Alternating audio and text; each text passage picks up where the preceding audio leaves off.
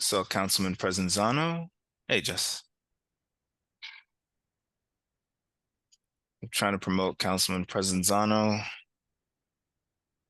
into a panelist.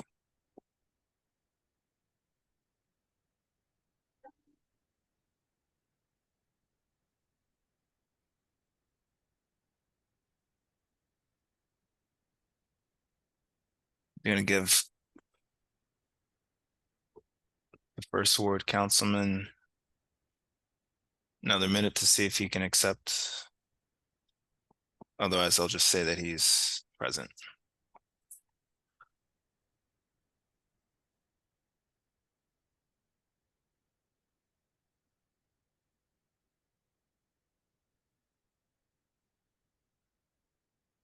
There we go.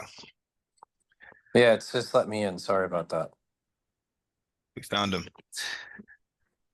All right, we can get started. All right, so everyone, my name is Chris Brown. I'm the Director of Community Development here with the City of Hoboken. Here joined tonight with my community development colleagues, Casey Wolf, Jessica Giorgiani, Councilman Paul Presenzano, and the team over at Nastasi Architects, John Nastasi. John, do you want to introduce members of your team that you're in with Yeah. today? I'm with my senior architect, David Worster, and Sal Sorace, who's a project architect and also a licensed architect. All three of us are licensed architects in New Jersey. Excellent. Councilman Presenzano, would you like to say anything as the elected official on the call before I turn the mic over to John? Let's get this rocking. That's it. Excellent. All right. John, the floor is yours.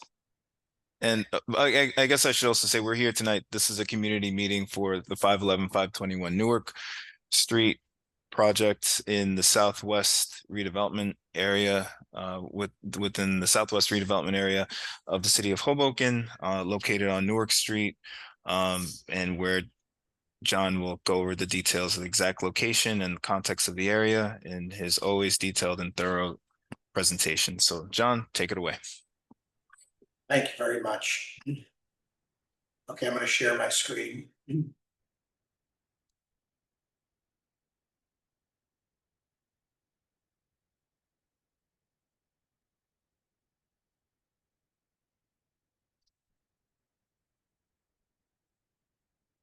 Okay. Thank you very much, Chris. So I have a presentation up. I'm assuming everybody could see it's a blank white screen at this point. Okay, so we're here presenting 511 Newark Street. I'm here with the two project architects, David and Sal, who've been working steadily on this project. And just jumping into page 1, you can see an aerial image from Google Maps of my client's site, which you can see where my pointer is. It's the red brick and the white building here that's sitting amongst the taller buildings that surround it on 3 sides. Obviously, this is Newark Street on the southern edge of town. These buildings are in Jersey City. This is Skyline. There's the transit tracks. And for anybody keeping score, these buildings are now demolished. So this site is an empty lot right now. We're also directly across from the historic firehouse. In order to understand this project, you have to understand the building's relationship to the street. So here we have Newark Street as we're entering and leaving town on the southern edge of town. I'm now going to show you a floor plan here of the site. This blue rectangle is our site, and then Newark Street is on top of it. So the sort of flipped from the Google image. But as part of the project, we worked very closely with Chris Brown's office, Jessica, Casey, and also with the county engineers in developing the building's relationship to the ground plane, with a tremendous amount of importance on the street striping, and also widening of the sidewalk, introduction of a continuous 2-way bike lane, and then adding a substantial loading dock for the neighborhood. And in order to achieve those things, we, in coordination with Chris Brown's department, we pushed our building back 8 feet from the property line, so that by pushing the building back, we're giving back space to the city so that we can get our 3 lanes of traffic, our extended loading dock for pickup deliveries, couriers, Uber for everybody in this area, and then handicap ramps, planters, sidewalks, to try to make this part of Newark Street, especially the south side of Newark Street, more pedestrian friendly. If I zoom into this site plan here, go to the next plan, we're now looking closer at the building with all of its technical details. And starting on Newark Street at the top of the page, you can see we have our lanes of traffic. You can see the bike lane as it bends along the sidewalk continuous, which creates this drop-off pickup loading zone for the builder, for our building, as well as neighboring buildings in this area. It allows Uber and Lyft to come and pick up and drop people off without blocking traffic. It allows courier trucks to pull over to make deliveries without blocking traffic. So we're trying to, in designing the streetscape, to make the neighborhood more functional based on today's standards. And then you could also see the continuous sidewalk, handicap ramps up to the lobby, and to a new 5,100 square foot retail space at the street level, planters, and then we also have a side cafe space off of the retail space where people can eat covered and have breakfast or lunch or dinner with cafe tables. That's also open to the west, which is an open parking lot. So a lot of activity happening at grade to try to make this side of the street more humane and more pedestrian friendly. I've been in town a very long time, 4 decades, and you could see the south side of this street. It's never been one for welcoming pedestrians, and we're trying to kind of bring Hoboken at the southwest of Hoboken into the 21st century. And what we're proposing is, you could see the inbound lanes of traffic, the pullover loading zone, the 2 lanes of continuous bike movement, and then a full sidewalk, planters, handicap ramp, steps up into the residential lobby and the retail space here at the western end of the site.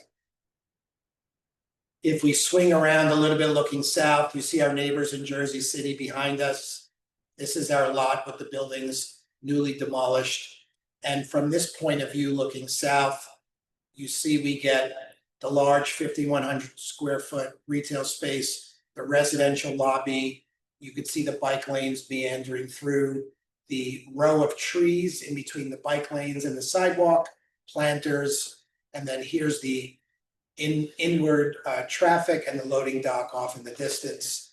And you can see this is sort of a somewhat thoroughly thought out ground floor plan.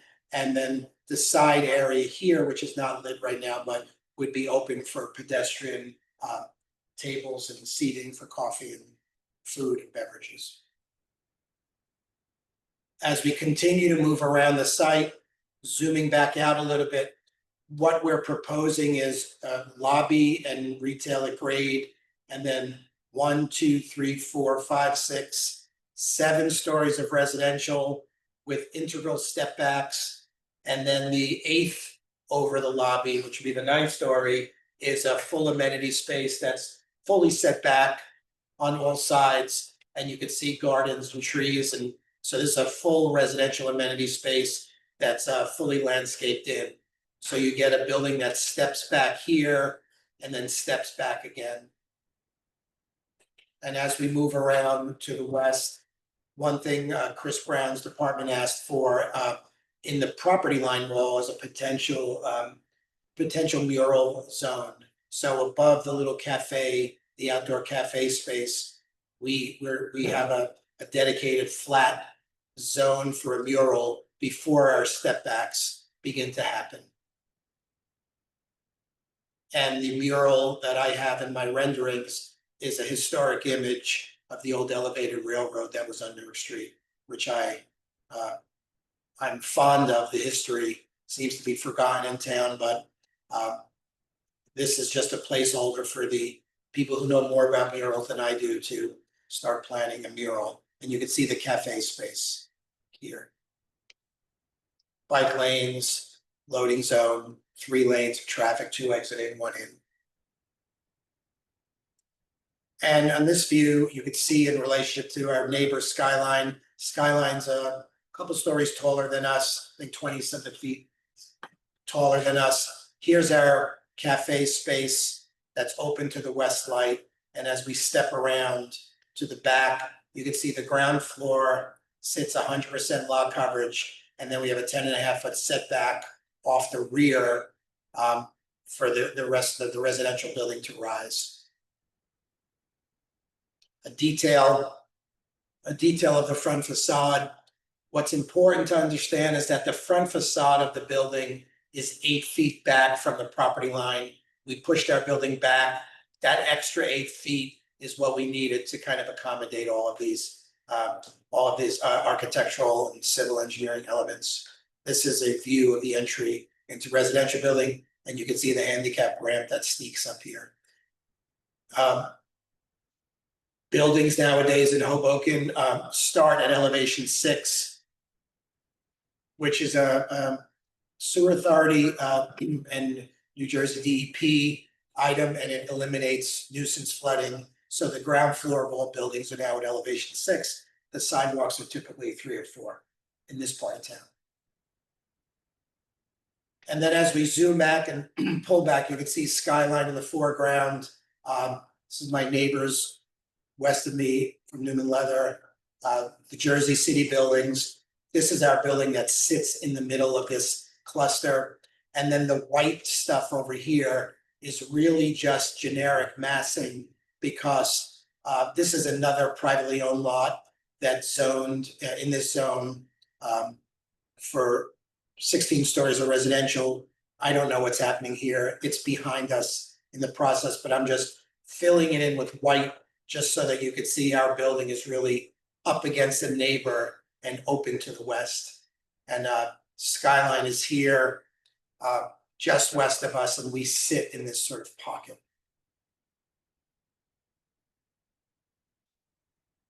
Little details about the residential portion of the building. We are proposing 54 residential units, of which 10% or 5 units will be deemed affordable. Those 5 units have to conform with the Affordable Housing Ordinance, which means there'll be 1 one-bedroom, 3 two-bedrooms, and 1 3-bedroom.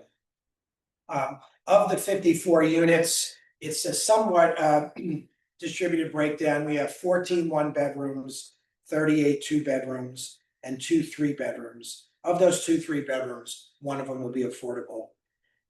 And what's important to note is that we think, because of this location and proximity to the Erie-Lackawanna station and the PATH station, that this is a pedestrian-centric rental building where people renting in this building are probably walking to Erie-Lackawanna and the PATH station every day. I don't imagine this is a building where families with multiple cars and multiple kids are living in a quasi-suburban setting. I think this is a transit hub type of building where people want to be as close to the PATH as possible. The ground floor shows a 5,100 square foot retail space, which I think is a substantial amount of retail in comparison to other retail spaces in Hoboken. And I think with 5,100 square foot space, we could attract a food establishment. I think you need at least 3,500 or 4,000 square feet to get a serious food establishment. With over 5,000 square feet, I think we have a good chance of trying to attract one. And because of that, we're running ventilating shafts through the building in anticipation of attracting a food tenant. The building from the design flood elevation is 103 feet from the streetscape. And we think it's a sort of a positive building that substantially gives back to the city. The last note I would say is you could see on the roof floor plan, we have a garden amenity space that faces north. We have a passive amenity space that faces west. And you see that last ninth story is set back, and it's landscaped and garden-like around the edges. So I think with that said, Chris, Casey, and Jess, I think that concludes my initial presentation, and I think we could sort of open it up to any questions that people may have. Sean, that's great. Thank you. Yeah, this is really great work. And the mural on the side facing west is a really cool touch. So just to clarify, the redevelopment agreement, I believe, has it as there's a process for approving a mural on that side of the building, and that goes through the Department of Cultural Affairs, and obviously has to be approved by the mayor before it, so there's an approval process. And Chris, I did state that Yeah. My image is a placeholder. Yeah. Just you can scale and character. Yeah, just wanted to reiterate. And I just also, you mentioned that you worked with my department with getting, certain elements of the building fleshed out. I just want to clarify, you also, a lot of this, we run all of these projects through, we consult with all these projects through the Community Development South Subcommittee, the City Council Community Development South Subcommittee, of which the council people on this call, Councilman Jim Doyle, Council President Doyle has joined. He's on the subcommittee. Councilman President Zano, Councilman Ruben Ramos, and Councilman Joe Quintero. They were also part of that group that we work collaboratively with all of these different projects. So but yeah, thank you for that presentation. Before we open it up to questions, Casey, I believe you have a presentation teed up on just how the plan complies or deviates in certain instances from the redevelopment plan. Sure. Thanks, Chris. Thanks, John. Thank you. 1 minute.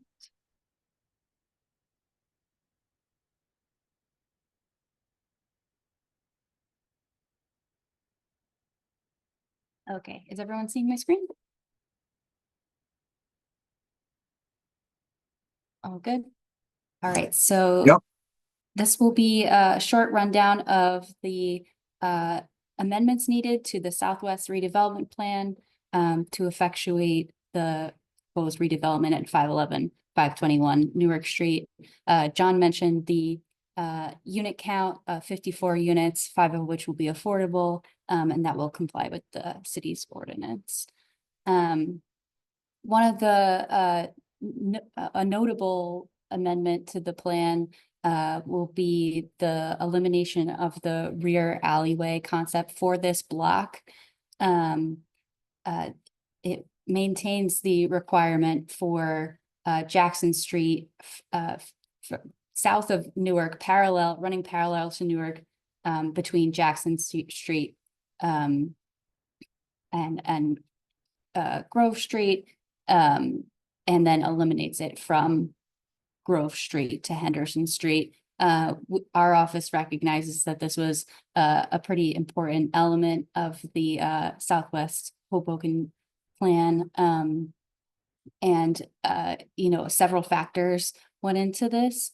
The feasibility of getting sort of all of the property owners along the way sort of working in tandem and being able to make it a usable alleyway would require development where it's not wanted or proposed on the Skyline condo. And this project is a bit of an island in between and needs to control its own destiny in a way and be able to access. This proposal also doesn't include any on-site parking.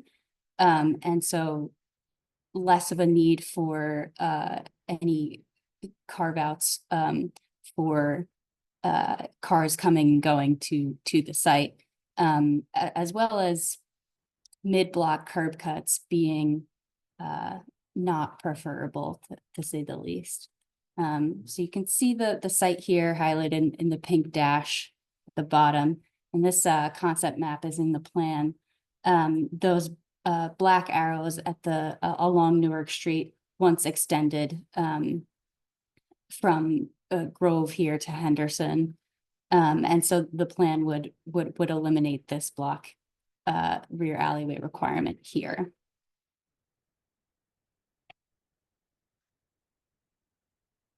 So the plan would, the amendment to the plan would require some step backs and setbacks. An 8-foot setback from Newark Street, as John mentioned, in order to provide for adequate sidewalk and the two-way bikeway of the Green Circuit, as well as upper floor step backs, a 6-foot step back here at the 8th floor on Newark Street, and a 5-foot step back from the western property line, also on that 8th floor. And so the redeveloper will be required to provide for the future build out of the Green Circuit, ensuring that there is curb width for all these things to fit in a relatively small space at sidewalk level.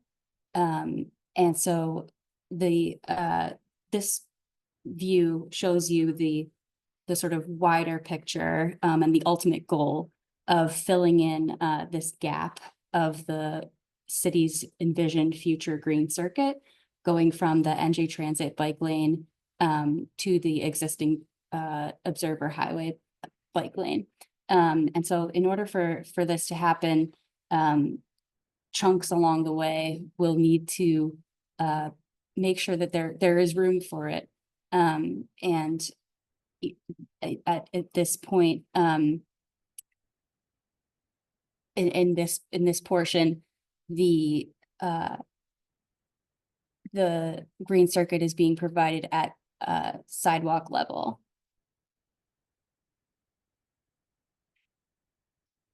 All right, a few other metrics and bulk regulations and how the current redevelopment plan differs from the proposed amendment.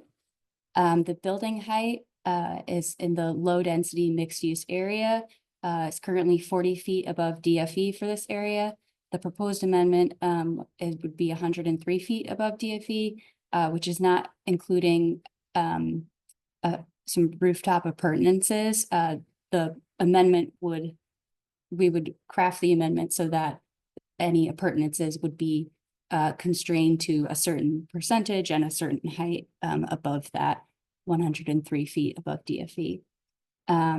The building stories are currently similarly 4 stories above ground floor retail, and the proposed is 7 stories above ground floor retail and a 9th floor amenity space.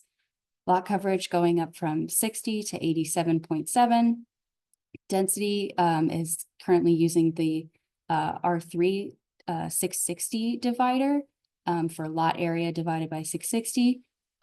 This would be lot area divided by 143-ish for 54 units.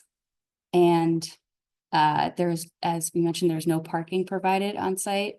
The parking in the redevelopment plan as a whole requires 1 space per unit after the first 5 units, or 49 spaces. And there would be no parking provided on site. A few additional requirements. Green roof is something that our office tries to get as much as we can into every project. And so we'll I think, keep trying to see how much percentage of this roof we can get. As John mentioned, there's a ground floor retail at 5,130 square feet. Small rear yard area with a tree in back, for 387. And while there is no parking, vehicle parking provided on site, there is secure indoor bicycle parking at 1 space per unit. So with that, I think we can open it up to questions.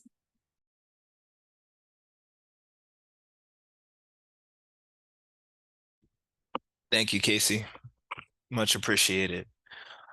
All right, so this is the Q&A portion of our meeting. I see one hand up already. Sarah Alves, I'm going to allow you to talk. Director Brown, there's also a bunch of questions in the Q&A, by the way. Oh, thanks for pointing that out, Councilman.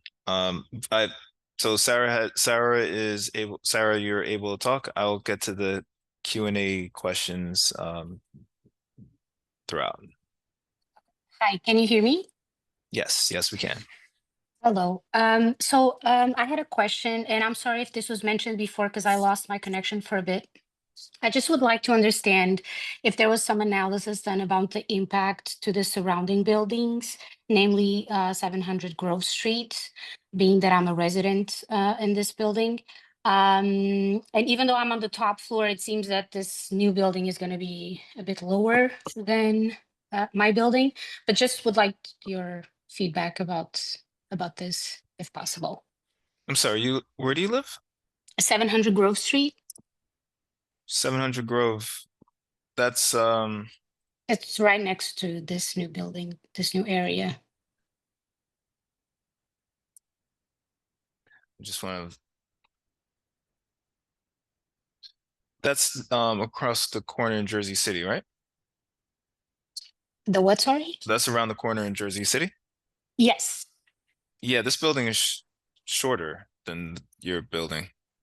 Okay. So like in terms of, I don't know, like just like landscape or even my view, would that be, Yeah, I don't think it would be obstructed from what I could tell. Just yeah, I mean, it's I don't know where you live in the building. I could tell you that this building is shorter than the building that you live in. But you know, uh that's a difficult question to answer based on where you're living. But I could tell you that the proposed building it's along Newark Street, and it yes. is short. No, I It's mean within. from my balcony, I can see the area where the building is going to be built. So I'm like I'm not facing the train tracks. I'm facing the other side of the building.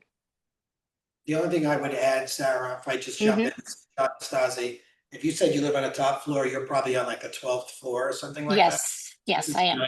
This is a 9-story building, so you're still 3 stories above the roof of this proposed building. Okay. I can't imagine your views would be encumbered. John, can you hear me? This is Jessica. Just wondering, did you have a rendering from or an elevation from the rear? Yeah, if I go back and share my screen again. And just one other thing, Sarah, the Mhm. the height of this building is within the context of other buildings within that area. So I'm looking Okay. for it, and I think John can probably, yeah, there's other it's not there's other buildings, there's the building Sky Mhm. Club across the street. Right. It's also taller. There's there's the other buildings that are a little bit further Right, west on Newark. these guys that are are- all 12 or higher. And then Right. at 9, if Sarah, without me getting too creepy, you probably one of these and you'll be looking over the top of our building. Okay, I see. And so you say this new, so that this white new building right next to it it's going to be a new construction as well?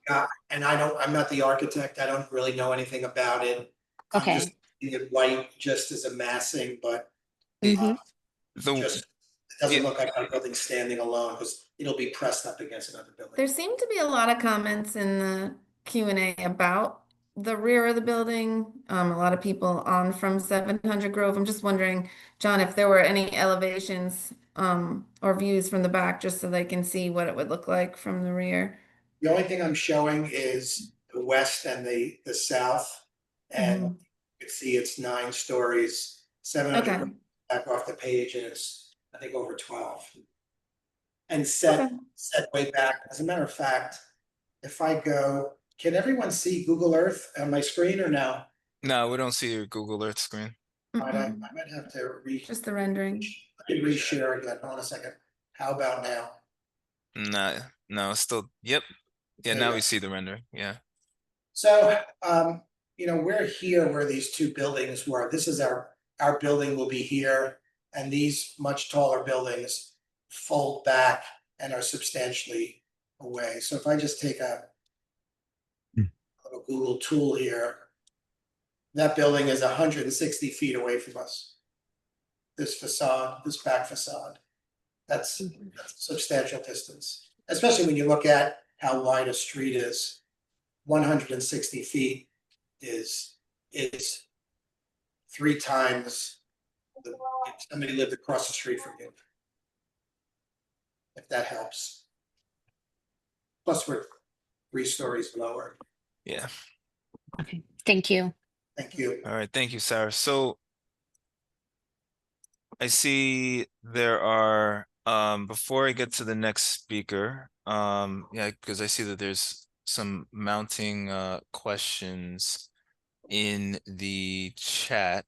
And I'll just, without reading through all of them, I see that there is a few questions about parking. So the general idea with parking, and we hear the concerns about zero parking on the site, and I think maybe some people that have their hands up also might have the same questions. So John, could you pull up the Google Earth image again? Sure. Okay. So one of the things that we considered with this building is that Newark Street being what it is, and the reason why we have that loading space over there and it's kind of tucked in. We were trying, and one of the tenets of the redevelopment plan is to eliminate curb cuts along Newark Street because you have cars turning in, turning out. That further exacerbates traffic flow and the traffic condition in that corridor. So the idea is to eliminate the curb cuts and eliminate that back and forth out of Newark Street so cars aren't turning in and out. So that's one of the ideas for why we don't have a curb cut here for cars going in. The proximity to Hoboken Terminal played a factor in the no parking requirement.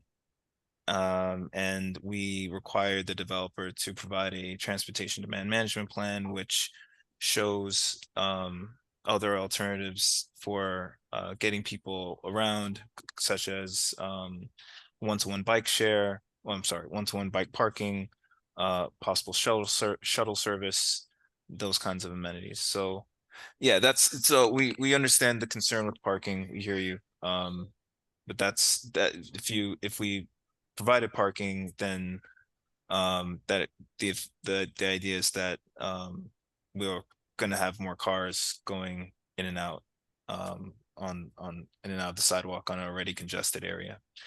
So that's the overall. John, there's a question. The food vents that you are installing, is the exhaust fumes going to be exhausting onto Marin Boulevard side or towards 700 Grove, where the common court? That's an important question, and by code, the vent through the ground floor retail space is going to go up through the building, up out the roof, all the way straight up and out the top, not onto the property lines on any of the 3 sides. Okay, thank you.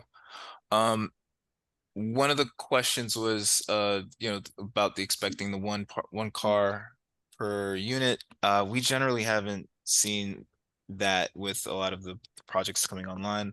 Many of the parking garages that we've spoken to in the last few years, of the buildings with off-street parking, they have a much lower ratio than 1-to-1. So again, that goes into that factor. That goes into that decision. All right, that was there was another comment here about 700 Grove and light and air. 700 Grove, light and air. Blocking Linda Tom, building will be blocking all north facing residents, views up to 10th floor, north facing yep, 700 Grove. Okay. There's a question, 9 stories at the height per story. Why, Christine Martin, you asked 9 stories. Why did the project go from 5 stories to 9? I mean, that's just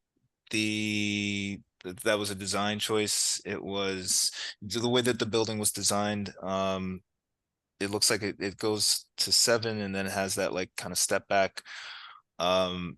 Chris, do you want Yeah. to mention the previous iteration of this? How there was previously a design for this site, right? That was similar in height. We approved a redevelopment agreement for it, right? And it, We didn't have a redevelopment. That was with NRIA. I don't think that we didn't have a redevelopment agreement with NRIA. or we were very close to one. We had had a community meeting, and it was a similar size and It scale, was building, maybe slightly smaller. yeah, it was comparable. I think it was maybe like 6 stories. This is taller, but again, it's just when you compare the building to the other existing buildings on the block plus the other surrounding buildings in the area and the building that's approved next door to it at 1 Henderson, from the zoning standpoint, because I think that building gets up to 12 to 16 stories, which is what John was showing in the white massing. That led to the decision of the 7 to 9 story. And also Mhm. the financials, right? Reviewing the financials and Yeah, the it's ability of the project to have a sufficient return. right. All right, so I'm gonna go to going to go to Katro Dabo. I'm gonna allow you to speak. And thanks, Jess. I appreciate the chime in. Katro Dabo, I'm gonna allow you to speak.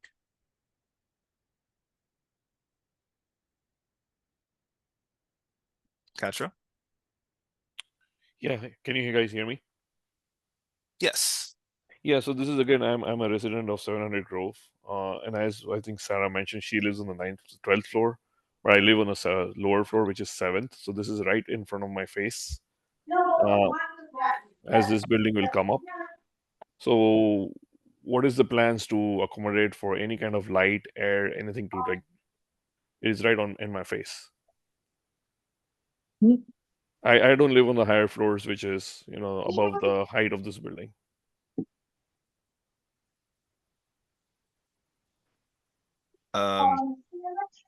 John, do you want to take an answer? Do you want to? I'm gonna go back to Google Earth again, and 700 Grove has this L configuration. That is My- correct. My client's property is here. We talked about this dimension being 160 feet, which is substantial. And then even if you're talking about somebody standing on the corner of that balcony. No, I'm not on that corner. I'm on the middle part of the building, north facing. Oh, okay, that's Yeah. fantastic, because you're 160 feet away from us. That's, if you think about if you look here, 160 feet is from here to here. If you live across the street from somebody, you're 50, 60, 70 feet away from somebody across the street. 170, 165, 170 feet is a lot more than that. So I don't know if that 160-foot dimension is a detrimental dimension for you. I think we're still considerable distance away from you. Still an eyesore, John.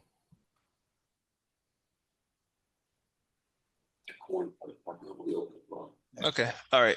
Well, Katro, you're concerned about the impact of your view from Not 700 Grove. not just my view, Chris. It is the entire residents living 9th floor and below on the north side of 700 Grove. Mhm. Right, so it's the entire set of residents. It's not just me, right? Everybody will be affected and impacted by how this building shapes up. And it is basically right now there is a clear view of like the north facing like Hoboken side and a good airy sunlight that comes out in the mornings, but this will be taking all that away. So I think your initial design of 4 floors or 5 floors was decent, but this is getting a bit ridiculous, to be honest. So, Contra, I appreciate your comments. I'm showing you a typical urban street that's, I think Jersey City and Hoboken are almost identical. And you could see, when you live across the street from somebody here, you're 68 feet apart. So if you're in this condo looking at your neighbor over there, you're 68 feet away.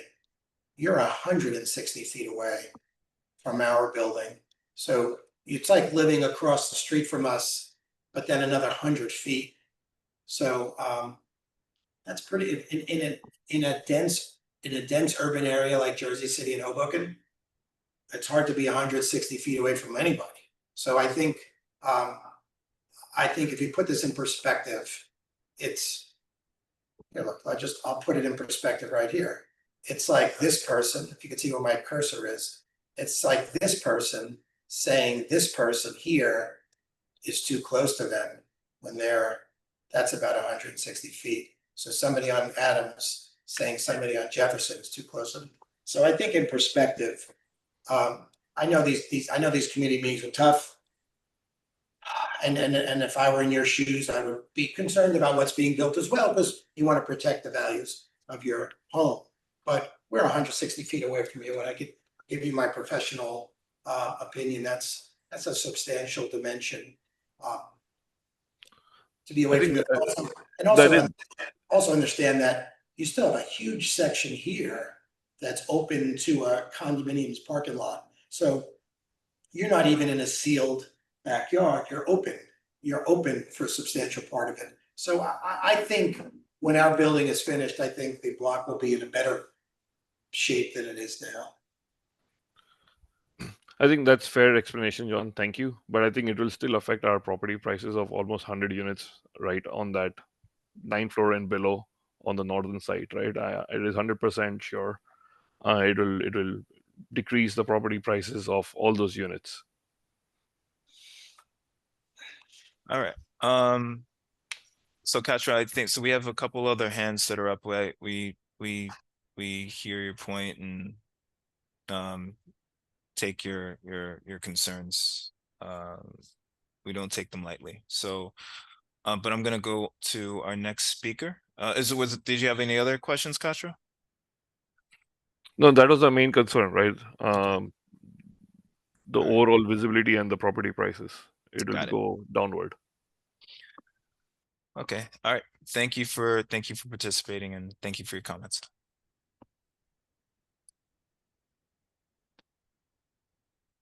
Our next speaker is Ozzy Brown. Hi guys, can you hear me? Hi, Ozzy. Am I pronouncing your name properly? Yes, you are. All right. Thanks. Thanks for having this meeting, and John, thank you for putting all this together. Just back to the parking issue, I'm still extremely concerned that the city is approving development plans for new buildings without bringing parking in. I know you're assuming that families with multiple cars won't be moving in and it's going to be more commuters, but honestly, unless you're employing a co-op requirement that, people can't bring a car with them, you really can't know that, especially since a lot of people do end up starting families and growing them here, and they're not really moving out like they used to. So I think that's just kind of a stretch unless you're requiring people to make that a requirement before they're moving in. And I know, Chris, you mentioned that, you spoke to the different parking garages. I'm a block and a half away. There's no real parking garages available around here for me as a person who parks on the street to even consider parking in. So I'm not sure how accurate that assessment is for people in this immediate area. And you're also, I feel like you're not taking into account the people who have guests or people who, you're going to have some retail space. You're going to have people coming in for retail. And the reason for all of this is, it sounds like because you don't want those curb cutouts. So I don't have, I guess, a real question. It's just more of a plea to kind of reconsider this. Like if you're already changing the plan from a 4 to 5 story building to a 9-story building, can we consider, bringing in parking? Maybe you remove a layer of residential, or I don't know what the original plan was, but I just feel like this is a huge miss. If I can jump in, Ozzy, I thank you for your comments, questions and concerns. Now, Skyline has their own parking lot. These guys have their own parking lot. We just are just about finished building a 310 space parking garage right here. Is that open to the public? I'm aware of the Chambord building. It's 100% open to the public. There's 110 units and we have 310 parking spaces. So, and that's right at the entry into town. And the hope is that Hoboken will move to clustering their parking into larger structures like the one that we built at 38 Jackson. So let's say you are having guests, or let's say that you are brave enough to buy a car and keep it in Hoboken. I mean, this is a public garage that'll be open, open for the public 24/7. And our neighbors all have their own parking. So I do think it's okay from a marketing standpoint to say, we're gonna build a rental building and we're gonna cater to people who are walking in the morning with the train. I think it's a smarter way of doing development by the path. I don't think, as an architect, I don't think we should be building buildings by the largest transit hub in the state of New Jersey and loading it with parking because it's a transit hub. I think people who work in New York are 95% walking to the train. Sure, but a lot of people work from home now. And I mean, I've been living here for 25 years. People are more and more, coming in when it was a transit town. They're coming in and making it more of a suburban sort of community. And parking has always been a long standing issue for everyone in Hoboken. And this is, again, I understand there's going to be that public lot, which I think is going to be helpful, but it still just seems like a big miss that the city in general is approving plans for new builds without parking in place. And I'll just leave it at that because I know there's other questions. So John, I really appreciate that. And it's a huge miss on my part for not mentioning the fact there of 38 Jackson, which is across the street. That was a factor in, that was another factor in allowing this building to come in with no parking. There was actually, John, if you can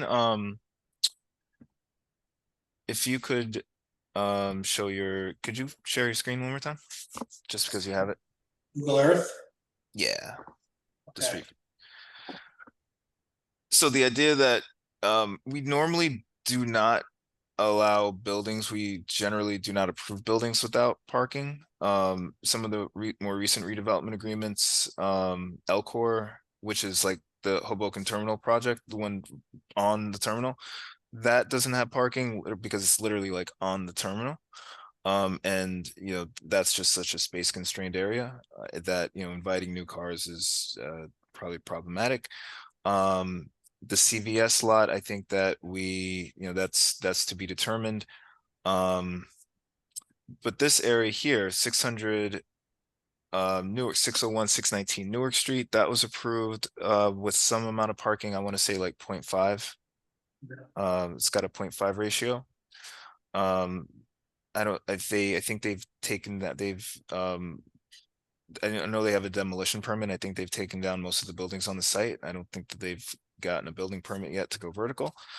But that has a 0.5, I believe, ratio.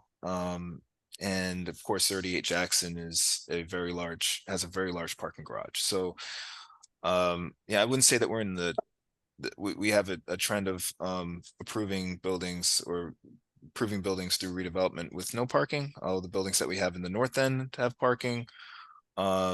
It's just, you know, just the circumstances of this building. And then I really can't stress it enough, just the traffic concerns, the corridor concerns, and just like eliminating the curb cuts was a factor.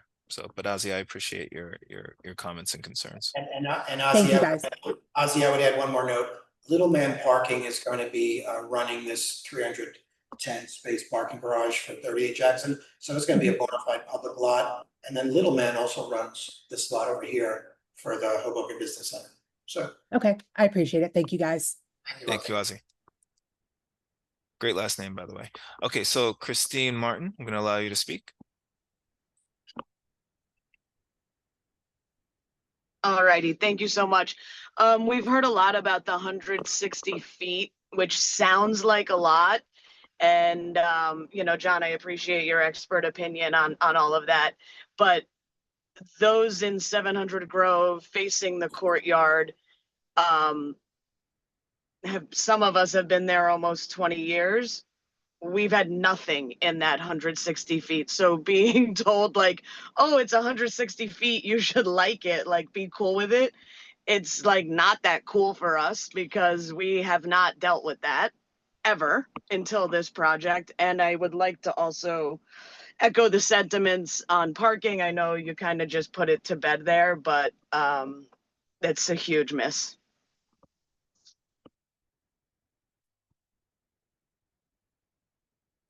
We appreciate that comment. John, do you have anything to add? I think we talked about that already. Okay. All right. Thank you, Christine.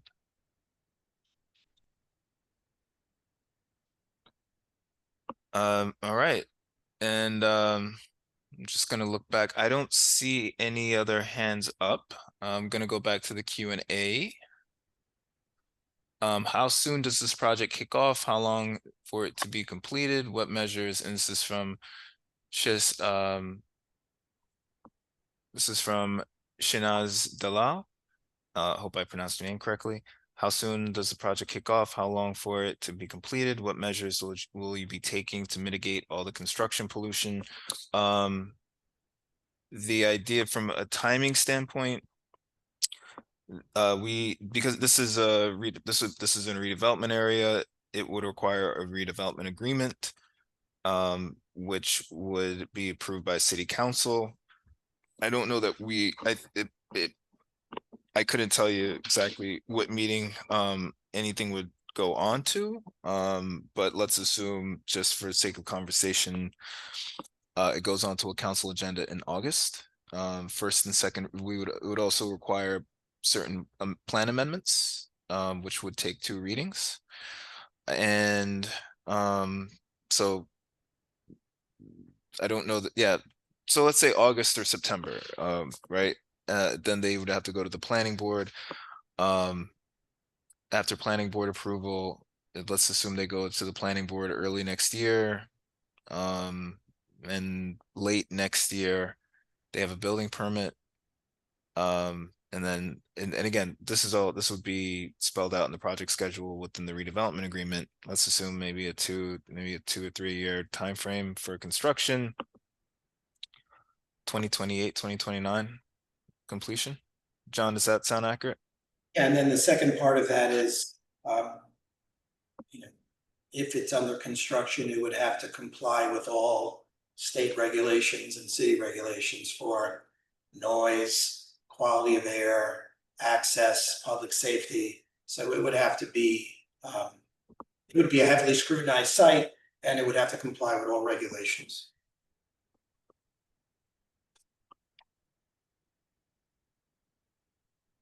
Good explanation. Thank you. All right. With that, I don't know if there are any other questions from the public. And I don't see any new questions on the chat. Shinaz, you're welcome. All right. So with that, I guess we're good. John, do you have anything else? Any last thoughts that you'd like to share? I thought the questions were good questions, and I think we gave as much information as we could based on the questions that were asked. I would also just state, and we just in terms of in terms of a redevelopment agreement, there is a $600,000 community benefit payment to the city to offset impacts or offset certain infrastructure improvements that may be needed. We have Southwest Resiliency Park Block 10, that's a few blocks away, and other potential improvements that may be that may be required or may be needed in the redevelopment area. So this project would be contributing towards some of those impacts. So, all right. Thank you all very much. John, great work as usual. Great work as always. Casey, thank you for your presentation. Jess, thank you for hopping in and helping answer some of these questions. Councilman Presenzano, thank you for your participation and as always on the Community Development South Subcommittee. And we will work to address some of these comments and see where we can get to with an eventual agreement and plan amendments. So Thank you, Chris. Thank you, Chris.